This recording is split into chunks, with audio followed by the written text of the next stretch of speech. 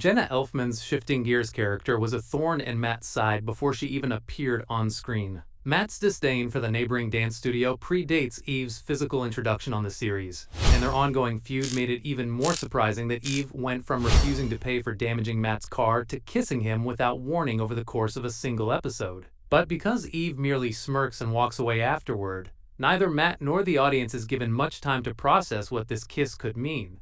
Eve more or less admits to finding Matt attractive, even suggesting that she dinged his car solely to get his attention. Matt also seemed to feel an attraction the first time he saw Eve dance, but a combative relationship between two alpha personalities can make for a rough romance, even if Matt and Eve do wind up putting aside their differences to give dating a shot.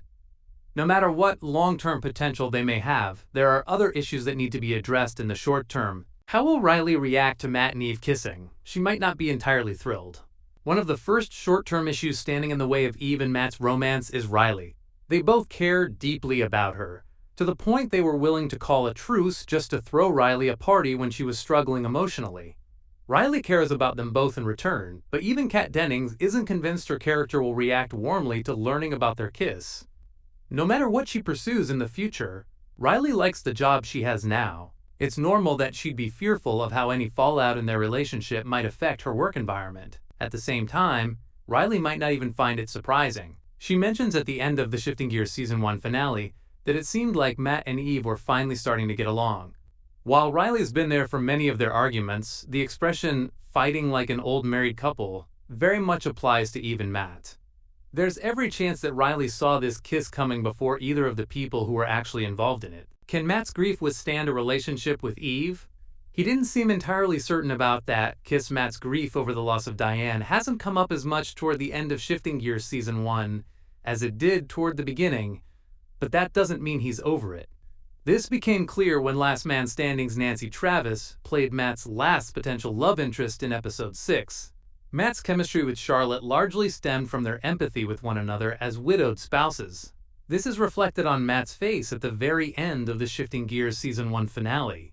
While he partly looks hesitant to tell Riley, he also seems uncertain about where to go from here. He might find Eve attractive, but Matt grieves over things as simple as cleaning his wife's side of the closet. Even if he does decide to try things out with Eve, she'll still have to decide if she can handle a guy who's still emotionally married to another woman. How will Carter and Georgia affect Matt's personality in the future? They've already been changing him for the better. It's been a long-running criticism that Tim Allen's characters are often too similar to each other, and Shifting Gears hasn't exactly escaped that narrative.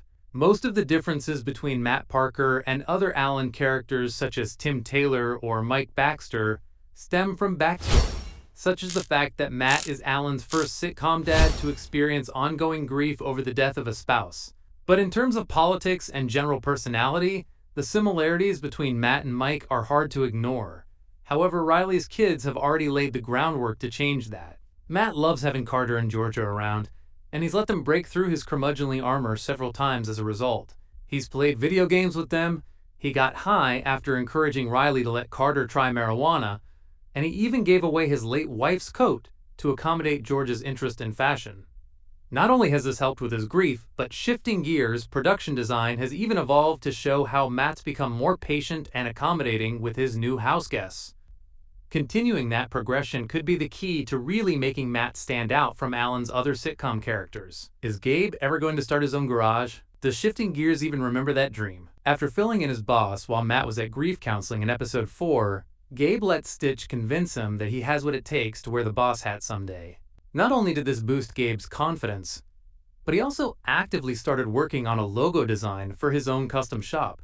Matt was supportive of the idea, even giving him advice on how he might improve the logo to enhance his marketing appeal. This never comes up again in Shifting Gears Season 1, but it would be interesting to see the series continue this story thread in the future. Gabe doesn't even need to quit his job for the next season to start down that road. Gabe deserves a storyline that doesn't revolve around Riley, and having him prepare for a future as his own boss by getting some more hands-on training from Matt about the ins and outs of management would be the perfect way to accomplish that. How long will Riley stay with Matt?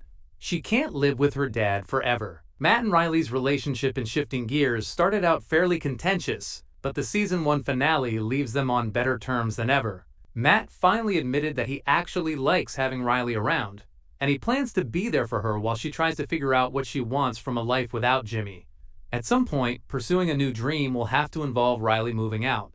She seems to like her new job, even when Georgia was embarrassed by it, but her brief stint working for Matt showed that Riley has the aptitude for bigger things.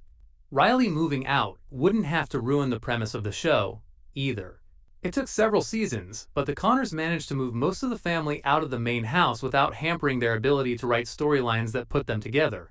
Riley and Matt needed to live together to develop their relationship early in the series, but their improved bond will make it more plausible for them to spend time with each other without necessarily living under the same roof. It's just a matter of how long it takes Riley to stabilize her finances.